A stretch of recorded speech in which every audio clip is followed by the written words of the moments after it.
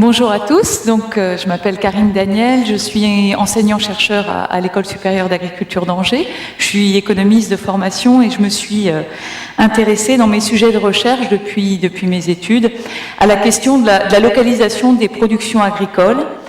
C'est un enjeu important pour le territoire. On l'a vu tout à l'heure, c'est un enjeu important en termes géopolitiques, en termes de développement rural, en termes d'alimentation plus globalement et en termes d'enjeux pour l'environnement. Alors, j'ai ce profil universitaire et c'est mon métier. Par ailleurs, je suis élue dans une métropole et je m'occupe évidemment donc directement d'action publique, de politique publique. Et je pense que cette double implication m'impose, m'a amené à formaliser les choses, à identifier les phénomènes, à les expliquer, à comprendre des phénomènes complexes.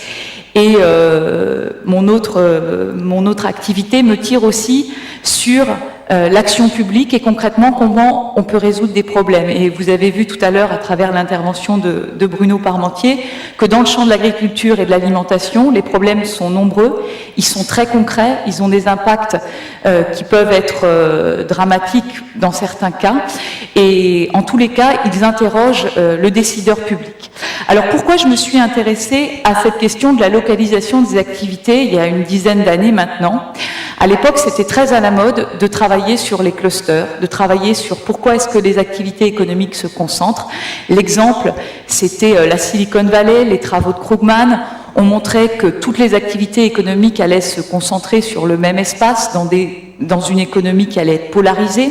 Depuis, Krugman a eu un prix Nobel sur ses travaux, et il nous montrait finalement que les activités, elles se concentraient. Pourquoi? Parce qu'il y a des économies d'échelle, on a intérêt à être de plus en plus proches les uns des autres, d'autant plus que les coûts de transport augmentent parce que le prix de l'énergie augmente. Donc plus le coût de transport augmente et plus finalement on a un intérêt économique à localiser les activités les unes à côté des autres, les activités de production à côté des activités de consommation.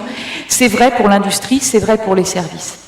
Et moi à l'époque je me suis interrogée pour savoir si finalement ce phénomène qu'on observait dans le champ de l'industrie, dans le champ des services, eh bien, il allait aussi se révéler vrai pour l'agriculture, pour l'agroalimentaire. Donc c'était dans un contexte où de tout temps on a observé que les activités agricoles, les productions agricoles se délocalisaient.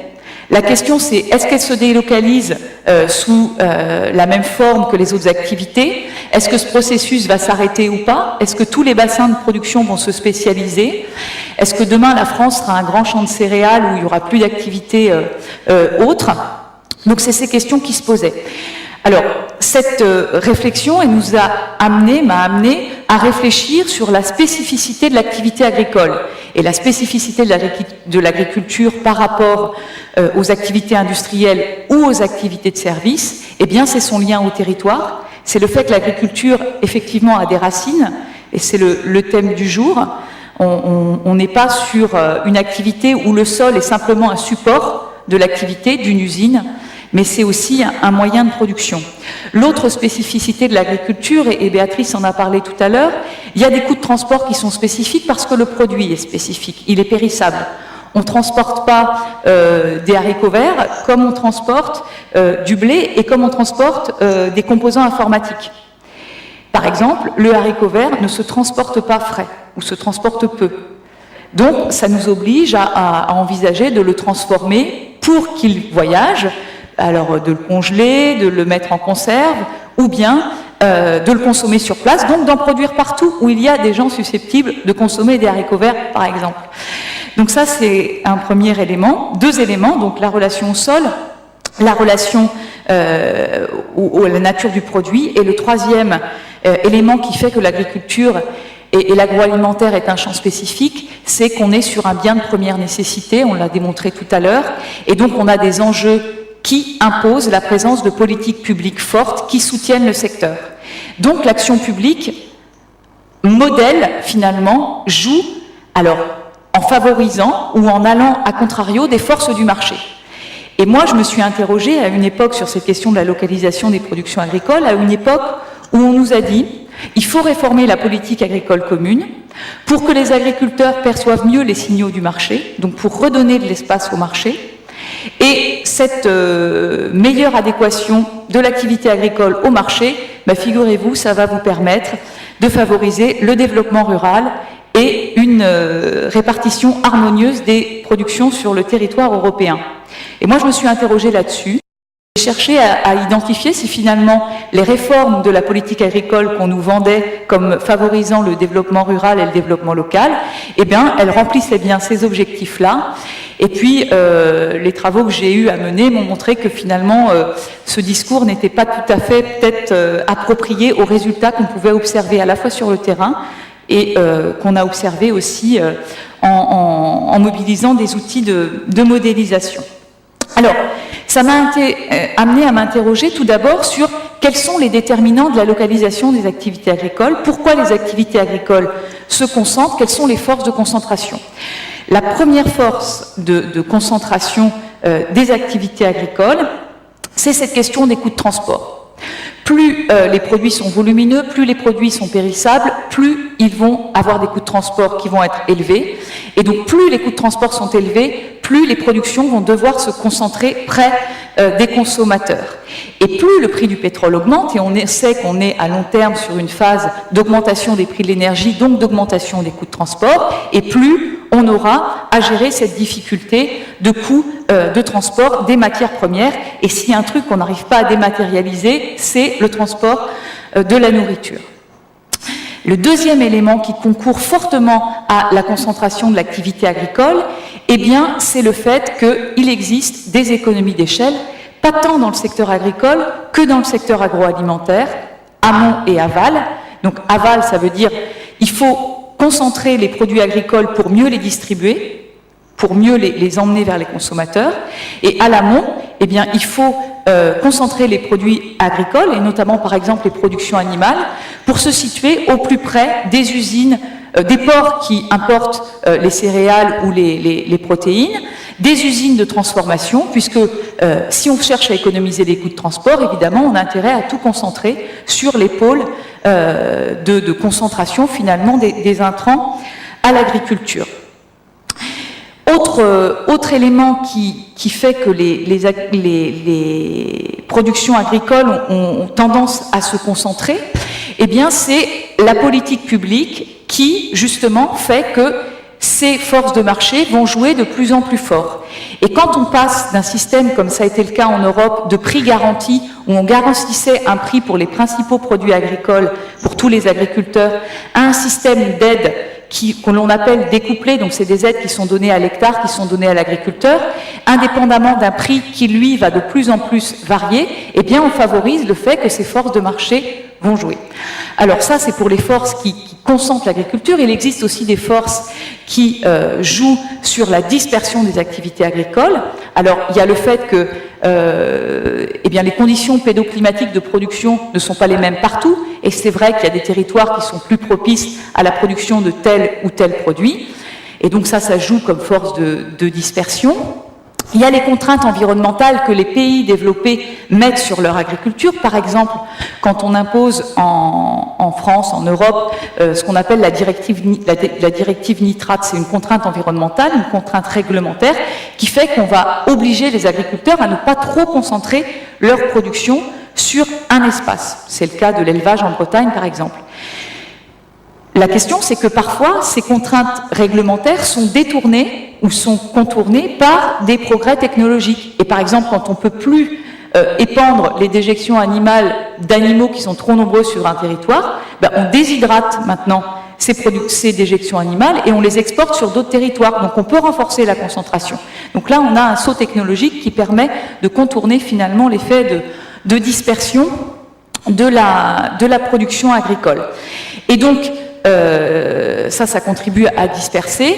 Un autre élément qui permet de disperser aussi, c'est ce qu'on appelle la différenciation régionale des produits. Par exemple, le fait qu'on ait des AOC, ça permet de maintenir la production de Roquefort à Roquefort, de Comté sur la zone de Comté, mais ça reste par rapport au volume de production, évidemment, vous vous en doutez, assez anecdotique en termes à la fois de valeur ajoutée et à la fois en termes de développement du territoire. Alors concrètement, que se passe-t-il sur ce changement de localisation des activités? On voit aujourd'hui, et on l'a vu tout à l'heure, le prix des céréales augmente.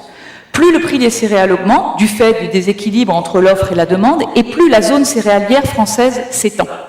Et on le voit sur la zone du bassin parisien, qui est la Beauce bassin parisien, qui est la grande zone de production céréalière en France. Eh bien, cette zone s'étend et tend à grignoter les zones de production animale, y compris dans l'ouest de la France, où on voit que les céréales poussent les productions animales. Et plus plus les prix des céréales vont augmenter, évidemment, plus les agriculteurs vont avoir tendance à se spécialiser dans cette production-là. Autre élément qu'on voit, par exemple, c'est le fait que les productions animales tendent à se concentrer, et là pas à s'étaler, sur la zone Bretagne, Pays de la Loire, avec une dérégulation de la politique publique qui fait que les freins à cette concentration vont se lever. On va pouvoir de plus en plus concentrer la production laitière, par exemple par le changement de régulation de la politique laitière dans les années qui vont venir. Et plus elle se concentre, et c'est ça qui est intéressant à observer, c'est que le processus est complètement endogène. Plus on est compétitif et plus on produit, plus on est compétitif. C'est le principe même de l'effet endogène des économies d'échelle. Alors, autre élément que l'on voit, par exemple en France, c'est l'évolution de la localisation du végétal et du végétal spécialisé, par exemple. Donc, on avait une zone de production au sud-est de la France. On voit que la tendance est à la concentration plutôt dans l'ouest, dans les zones périphériques de l'ouest de la France, là aussi.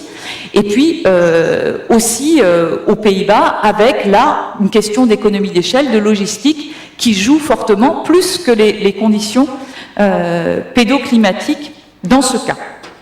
Alors, la question qu'on doit se poser une fois qu'on a fait ces constats, c'est est-ce que finalement ce modèle où on laisse faire les forces qui jouent sur cette question de localisation, est-ce que ce modèle est souhaitable et est-ce qu'il est soutenable?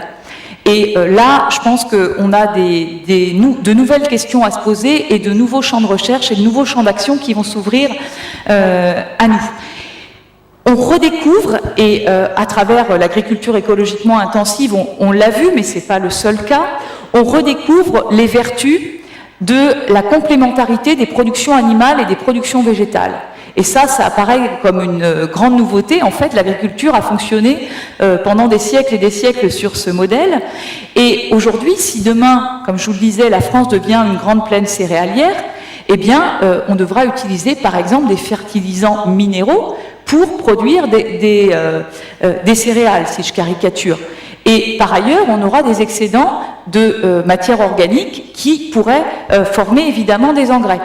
Donc là, on voit bien que la complémentarité, elle existe, elle doit se retrouver à une échelle spatiale, à une échelle géographique qui est à réinventer. Parce que ce modèle, je vous l'ai dit, il a fonctionné pendant des décennies sur la base de la complémentarité des productions animales et des productions végétales à l'échelle d'une exploitation de quelques arts ou de quelques hectares. Le modèle agricole aujourd'hui n'est plus celui-là.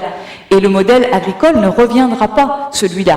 Donc on doit repenser dans de nouvelles perspectives la complémentarité des productions animales et la complémentarité des productions végétales à une échelle adaptée aux technologies d'aujourd'hui. Et c'est là où on a un champ d'invention qui s'ouvre à nous, à la fois en termes de gouvernance, si on n'est pas au niveau de l'exploitation, si on n'est pas au niveau de l'entreprise agroalimentaire, à quel niveau on est? Est-ce qu'on est au niveau du bassin de production? Qui prend le leadership de l'organisation? Qui prend le leadership de l'organisation des flux entre ces différentes productions? Quels opérateurs vont faire ces innovations, ces flux, ces nouveaux modèles agricoles? Et dans cette perspective, on pressent quand même qu'il y a une question qui va apparaître comme étant centrale, c'est la question de l'utilisation optimale des ressources. Optimisation optimale du travail, puisqu'on a vu que la main-d'œuvre et le travail agricole avaient quand même tendance à décroître alors qu'on a des besoins en alimentation qui augmentent. Donc le travail dans l'agriculture devient une ressource rare. Donc les agriculteurs devront être de plus en plus productifs en termes de mobilisation de leur travail. Cette agriculture devra être optimale en termes d'utilisation évidemment de l'eau, puisqu'on va être là aussi sur une ressource rare. On l'a vu aussi du fait du changement climatique, du fait de l'évolution qui va conduire à des dérèglements et à une raréfaction de la ressource en eau. Et le troisième élément qui m'apparaît important, c'est la question de la raréfaction de l'énergie. Et l'agriculture est une question complexe de ce point de vue, puisque l'agriculture est consommatrice d'énergie et l'agriculture est aussi productrice d'énergie. Et c'est là, sur ces champs-là, que les innovations vont pouvoir se développer. Et si on fait le lien par rapport aux questions du numérique qui sont liées aux questions de circulation de l'information, à mon avis, le champ de développement des activités est assez grand de ce point de vue parce que moi, je n'opposerai pas le développement de l'économie réelle. Et là, en agriculture, on est vraiment dans de l'économie hyper réelle, et le champ de l'économie numérique et de circulation de l'information, parce qu'on voit que sur le champ de l'économie des ressources, eh bien, la circulation de l'information en temps réel, quand on est sur des produits vivants, sur des produits qui circulent relativement vite, eh bien, c'est une variable clé, et les nouveaux modèles d'innovation, ils sont à trouver dans ce champ de circulation de l'information, de limitation des gaspillages, de rapprochement des producteurs et des consommateurs d'énergie, de biens de consommation et d'alimentation. Et là, je dirais que les perspectives sont ouvertes et sont assez passionnantes en termes de développement. Et on le voit aujourd'hui, on travaille avec, moi j'ai la chance de travailler avec des ingénieurs qui s'investissent dans ce champ-là, avec beaucoup d'idées, beaucoup d'énergie, beaucoup de compétences qui sont complémentaires des compétences que l'on peut trouver traditionnellement dans le monde de l'agriculture. Et là, c'est un champ passionnant de développement des activités pour une agriculture de demain qui soit respectueuse de l'environnement et qui soit aussi une agriculture qui soit attractive du point de vue de sa modernité et de son développement. Voilà, je vous remercie. Merci beaucoup.